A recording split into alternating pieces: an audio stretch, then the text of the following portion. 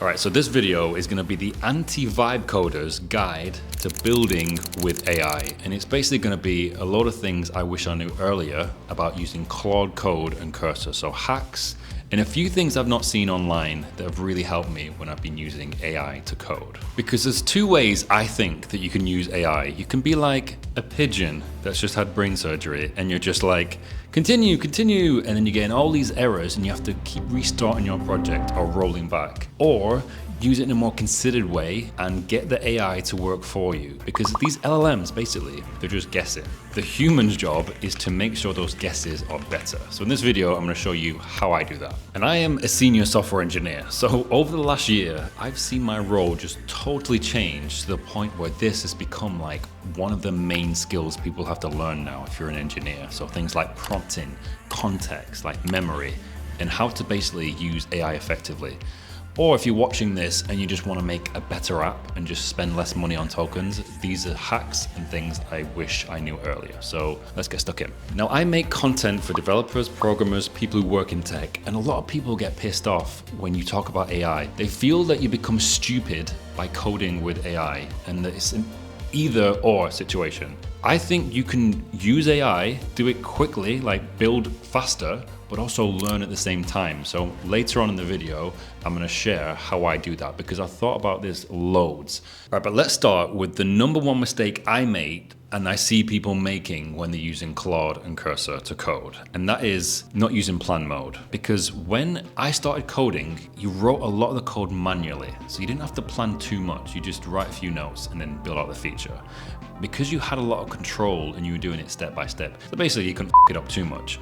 With AI, it's a lot different because it's like a train and it codes so fast, it can go in the wrong direction really quickly. And the way you like circumvent that is focusing a lot on getting the AI to plan the project for you. And it really can feel like magic seeing this LLM just like generating all this code. The reason why that it's better to get the AI to do it with plan mode, with things like UltraThink, get it to plan out the project for you, is that you can go back and forth with the AI, and also it will just discover edge cases and side effects which you'd not thought about. So things which will pop up and you'll be like, oh, that's actually a good question. So it will just save you a lot of money. At the start of every project, make sure you plan it. Now the next one is one I struggled with for ages and I just put it off for a while because I'm a software engineer and I like typing, but it's better to just dictate your prompts. So to speak, use the voice control feature and then just talk your voice prompts rather than typing them out.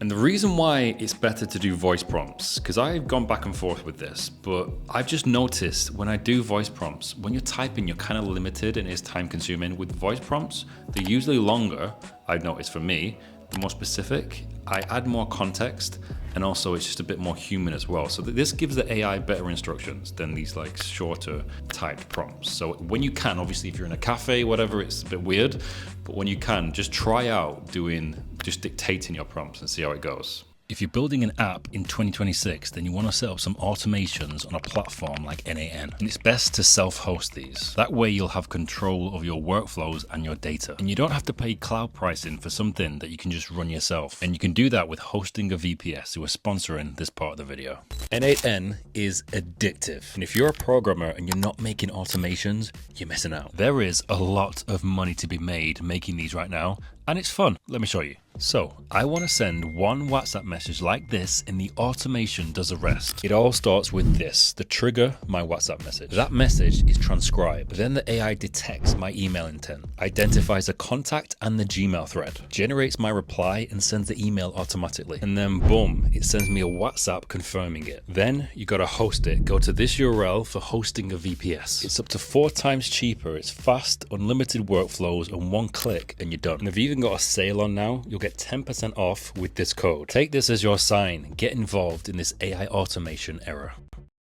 Okay, next is to use MCP servers. And the best way I found to think about MCP servers is think of it like a USB port for AI to connect to the real world. So you can use it to pull in like live data, APIs, and documentation into your project. And a really good one is called Context 7. And what this will do is just pull in all up-to-date documentation for you. And if you've like coded professionally, you've worked on a professional code base, one of the biggest pain in the is when For example, in JavaScript, there's a load of packages, and when one updates, it can affect others, and particularly stuff like routing. So MCP servers will give your project just better context. But there is some caveats here. You want to be careful about what you're bringing into your project. For example, there's an amazing super base MCP server, but you're giving that a lot of access to your project, and in theory, it could delete and tank your whole database and schema. But it's probably worth the trade-off. So yeah, just be careful about the access you're giving them. But long story short, better context equals better code. Okay, next one. Treat AI like a junior developer with ADHD. Let me explain. No disrespect to anyone with ADHD, but I think it's just like a nice metaphor, and it does make sense. It'll do things really quick and really good as well, and you're just like, whoa. It just generated a load of code, a feature, and it's just like amazing. That's exactly what I wanted. Other times it'll do things really quick, but you've got to guide it a lot. It needs constant guidance, really tight context, and also just give it specific tasks. Otherwise it will guess, but it will guess really confidently, and it will take you to error hell. When you think about it, how LLMs work is their job is to please you by trying to fill in the blanks. And your job in your job as the human is to try and make those blanks better. And by using MCP servers, you give it more context, thus you try and make the blanks better.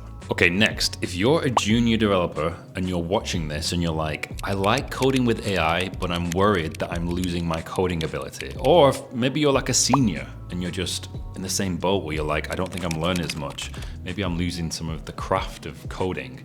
This is the mindset I would have. Obviously, if you're building your own app and your goal is to build an own app, this isn't important, I'd say. The way I treat it is like pair programming, and treat it like a collaboration. So pair programming, if you don't know, I've spent probably thousands of hours of my life pair programming, and it's where you buddy up with someone who's usually senior and just way better than you at the job. You get a problem together, you share a screen, and then you go back and forth, and usually they code a lot. You ask questions and you just watch how they do things. If you really want to learn and grow, then treat coding with AI using Cursor and Claude like this. So you're asking questions, you're like, why did it do that? This is going to take longer, but you're going to learn more. So it's that balance of being productive, but also learning. This is, with AI now, this is, I think, massive. If you're working for a company, don't sacrifice your learning for their productivity. And another really important and helpful concept is this idea of compound engineering. So like money,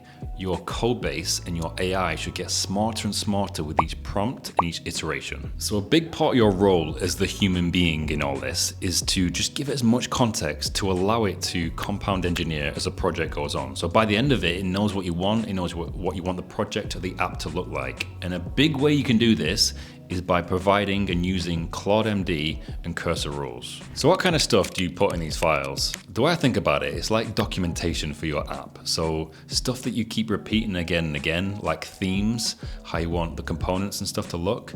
If you find yourself repeating it again and again, just put it in these files. Start basic and then grow from there. And whenever your AI is generating code, it's going to refer to this documentation in the context. You want to be careful though, you don't want to put too much in there because it will blow up the context window. Anything that you think will help, anything that you're repeating again and again, put it in these files so you're helping compound engineering by using Claude.md and Cursor rules. Okay, the last hack I really like. It's for anyone who's designing an app and they just suck at design. Because what you can do, you can actually just steal designs and use AI to implement it. And it actually works pretty well, I found. So there's a website called Mobbin. It's a good way to browse different designs. If you see one you like that you think's cool, take a screenshot of it. Go back to Claude or Cursor and just say, I want you to update the design of this app using this image. Then drag it in, but give it a constraint. Tell it, only use the color scheme and the font from this design, that's it. Otherwise, it's just gonna change loads of stuff. But I did this the other week and it worked really well. And that is it. If you enjoyed the video, if you got any value whatsoever, all I ask, it's free for you, just like the video if you want and subscribe if you enjoy this kind of content. I've also got a newsletter where I'm gonna be posting deeper insights into the app I'm making right now using AI. So subscribe for that. I'll see you in the next one. Happy coding, ciao.